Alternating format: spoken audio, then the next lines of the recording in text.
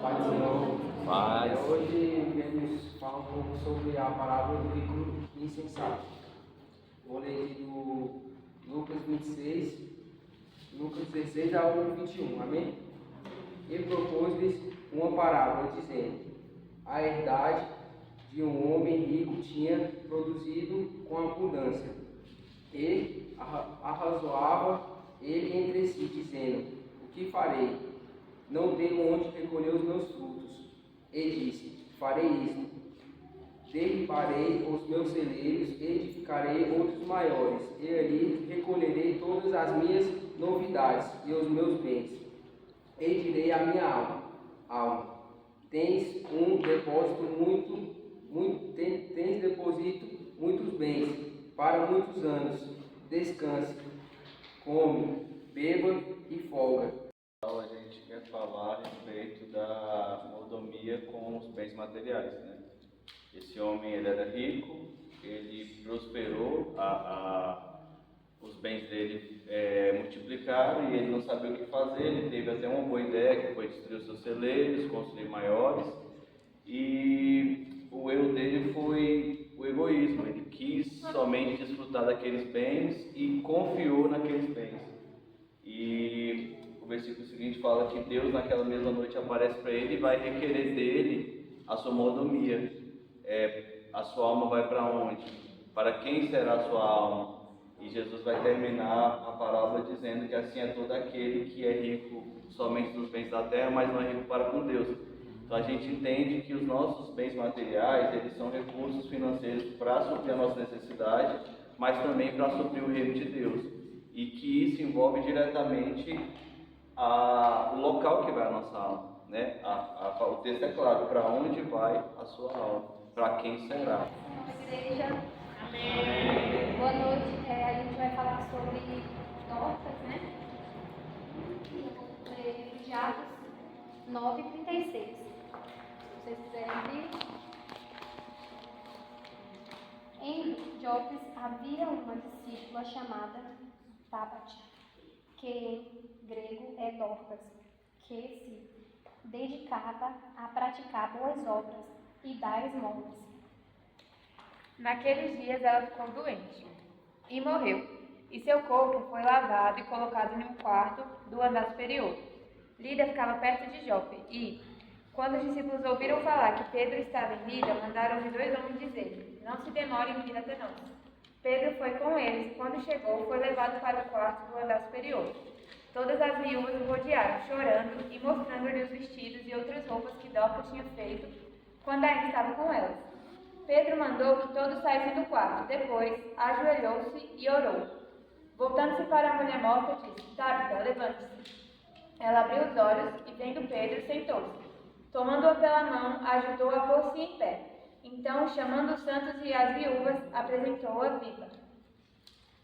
O que eu entendi dessa passagem, né, irmãos, que Dorcas, ela foi uma boa mortoma, né, com aquilo que o Senhor colocou nas mãos dela, que foi com os dons, né, e ali ela faz aquele dom que o Senhor tinha dado para ela fazia roupas, né, para doar para as pessoas, e eu creio que ela soube administrar, né, aquilo que o Senhor colocou nas mãos dela, aquele dom, né, e ali eu creio também que ela agradou o Senhor pela boa administração dela, com os dons que o Senhor colocou nas mãos dela, né. E aquelas pessoas, elas apresentavam e ela ia adoecer e as pessoas mostravam, né, aquelas roupas que elas faziam e creio eu que também eles apresentavam ao Senhor ali aquilo que ela estava, as roupas que ela tinha feito, né, e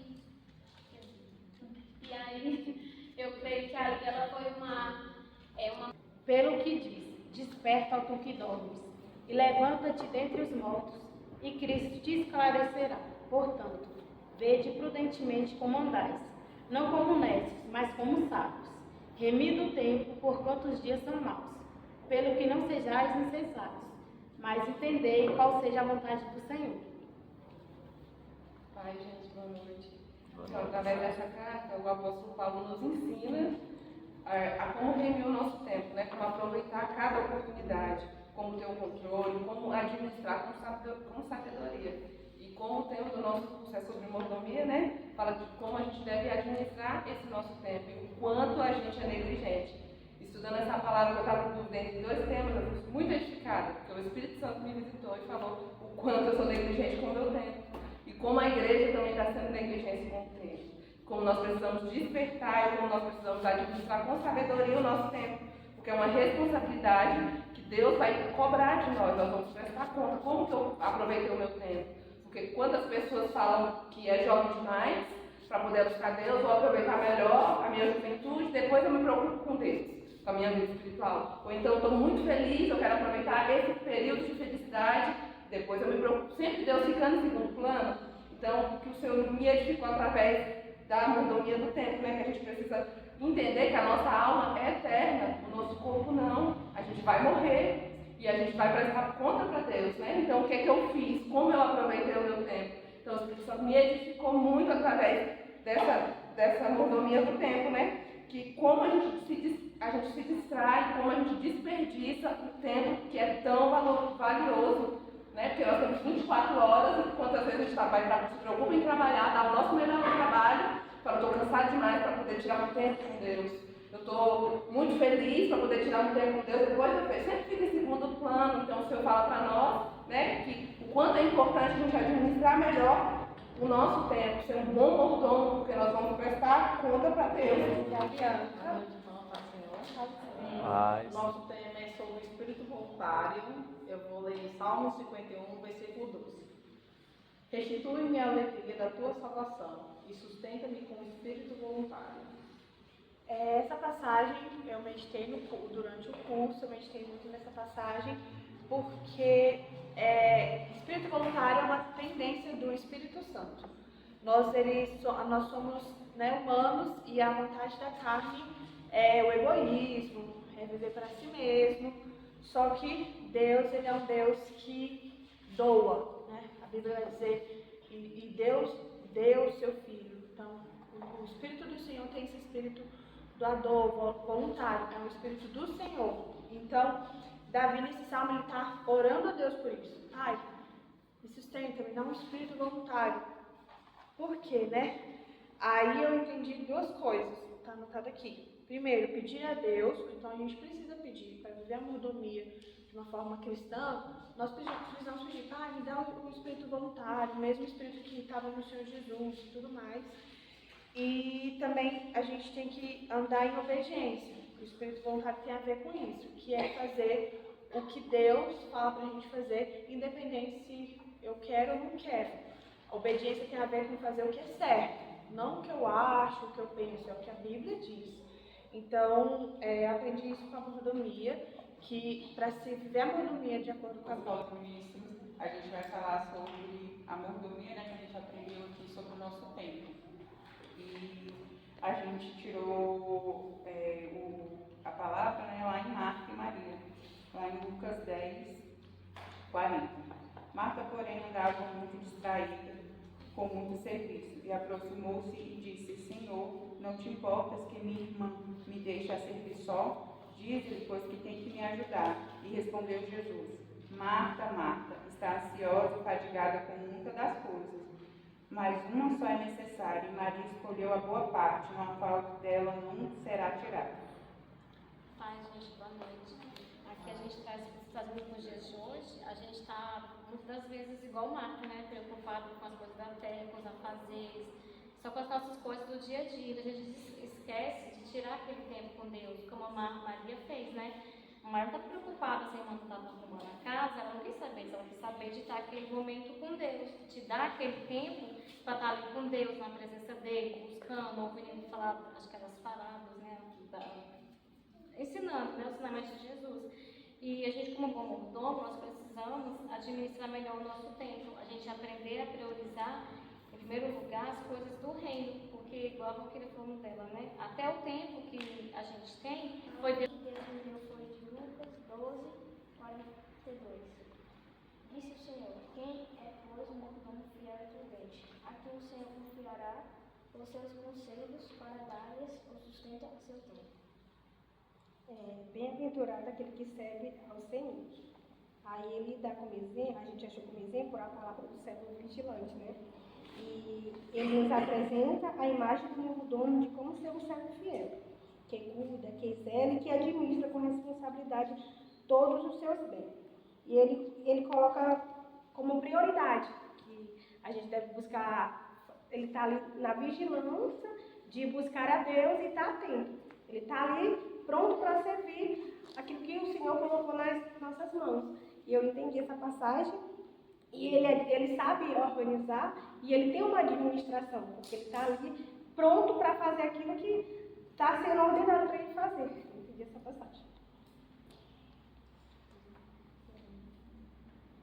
Aquele, porém, que não soube a vontade do Senhor e fez coisas dignas de reprovação, levará poucos açoites. Mas aquele a quem muito foi dado, muito mais será exigido. E aquele a quem muito se confia, muito mais será perdoado. Aqui ele fala da responsabilidade que Deus coloca nas mãos dele, da importância, né? Cada um ele dá de segundo, porque cada um ele cobra de maneira diferente. Então, quanto mais dado, mais é cobrado. E a pessoa, quando ela entende o propósito de Deus, ela vai entender. Boa noite, meus irmãos. Só a paz do Senhor Jesus Cristo. Estamos muito felizes de estar com vocês aqui, sendo edificados mutuamente. O texto que nós temos para vocês, no coração de todos vocês, está em Provérbios capítulo 3, versículos 9 ao 12, que diz assim: honre o Senhor com os seus bens e com as primícias.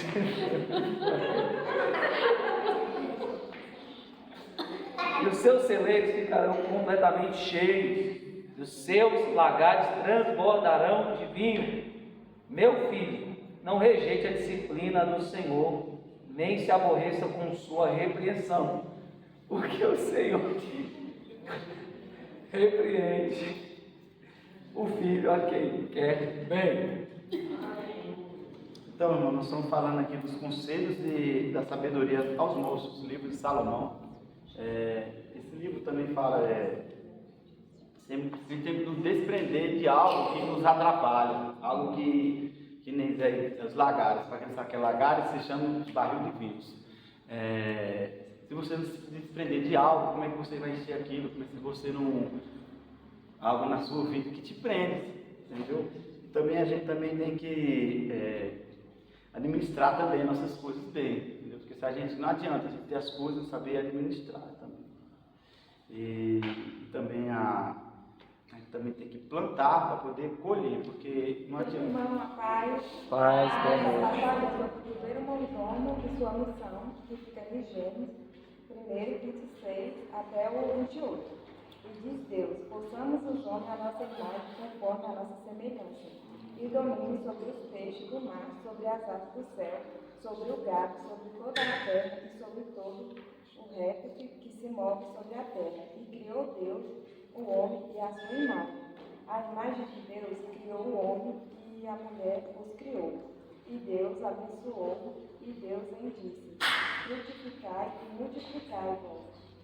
Enche a terra e sujeitai e dominai sobre os peixes do mar, sobre as aves do céu e sobre todo o animal que se move sobre a terra. Eu fiz um pequeno resumo aqui, né, porque eu sou mais esquecida. Na passagem de Gênesis eu entendi que após a criação, Deus concedeu 4 das dicas fundamentais ao homem, né? Que foi família, trabalho, alimento e descanso. E essas coisas envolvem todas as áreas de nossas vidas. E Deus espera a fidelidade dessas áreas, né? A gente tem que ter fidelidade disso, dando a parte que Ele quer com Ele também, né?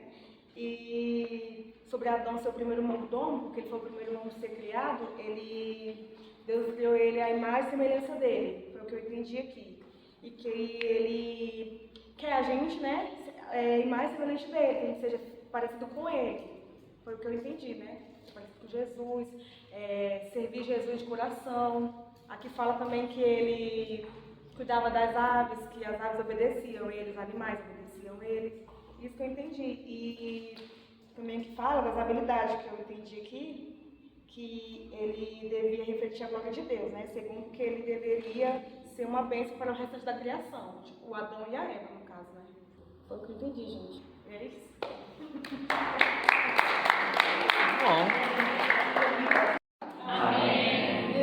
Pois é, essa é a passagem que eu vou ler aqui, é Atos dos Apóstolos 9.